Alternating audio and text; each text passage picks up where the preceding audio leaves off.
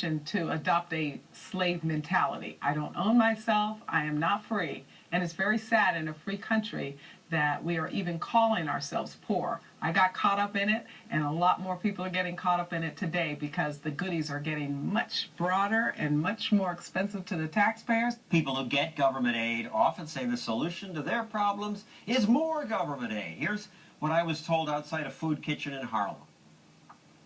Poverty stinks. Give us more jobs and more opportunities for those less fortunate. Government should just create jobs. Create jobs, yeah, create more jobs. More food stamps. More food stamps. More welfare. More welfare. And on and on. It's this impression that goods come from government.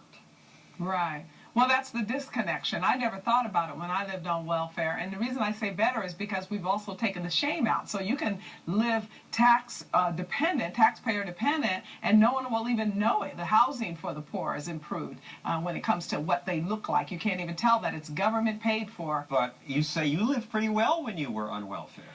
It's a mentality, John. This is the problem. People are not connecting to their own lives or their own well-being. It's give me something, and then you'll make do. It's similar to slavery, where you make do if you're owned by somebody else. Liberals have put up all these barriers around their lives so that they can't live free, so you move from one benefit to the next. Check out this video of a California surfer dude who John Roberts interviewed, who uses his food stamp card to buy lobster and sushi.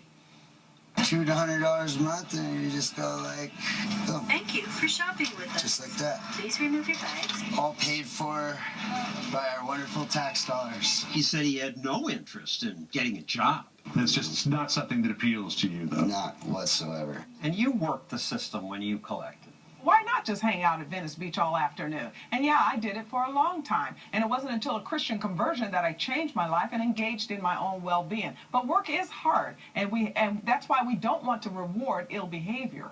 The government's welfare bureaucrats usually claim that they're saving people, but once outside welfare office, I was surprised to find one who admitted that what she does leads people not to bother to look for work. Do you think you and Human Resources encourage people to be dependent? Yes, we do. So what should be done about that? I don't really know. I don't really know. So I guess stop giving away the money and then they'll get a job. And you work for the government. That's right. That's a pretty unusual reaction.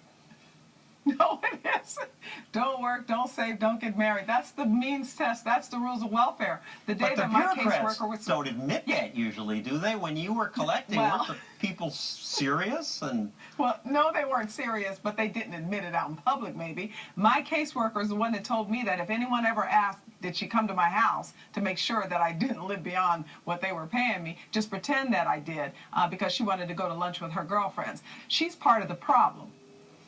One aspiring actress who lives in a poor neighborhood in Los Angeles made this video mocking the welfare system. State of California, I need to warn ya. Free welfare, free dental, free food. Mama say she can't take me to school. Why am I hungry and we get free food? Free housing, free daycare, free clothes. This is where the taxpayer money goes. All you have to do is and 9 months later you're getting a big bucks. But all you... As far as what we bleeped, obviously was a word for sexual intercourse. Her point is that having more babies wins you benefits. It's absolutely true. You get pregnant, you get a check. And before welfare reform, which I consulted on, you get pregnant even at 14, 15, 16. Not only do you get a check, you get a housing voucher to move out of your parents' setting. It's sad. But do you think a 14-year-old girl says, I'm going to get pregnant because I'm going to get this monthly check? I think that what we've done is incentivize this type of behavior.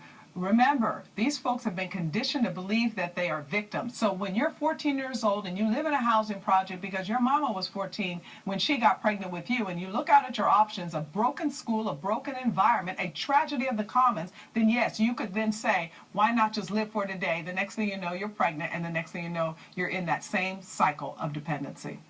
And yet, if a politician dares suggest change, cutting benefits, the media and the left, are they the same thing? They act outraged. There are other things that could be on the table before you pick a program that is feeding the nation's poor children. How insensitive and cold can you get? And Star, how insensitive and cold you must be to suggest these cuts. It's the best medicine ever. It's a cancer in our society, and the people that are promoting to keep the status quo are the very part of the system that's not working. We declared a war on poverty, and trillions of dollars later, we have a collapse of marriage. We have communities that are in total ruin, and yet you have the likes of those voices we just heard that keep insisting that we continue this madness. Thank you, Star Parker. We do seem to continue the madness. Coming up, the truly helpless deserve assistance. Even I agree with that. But government assistance? It creates more victims.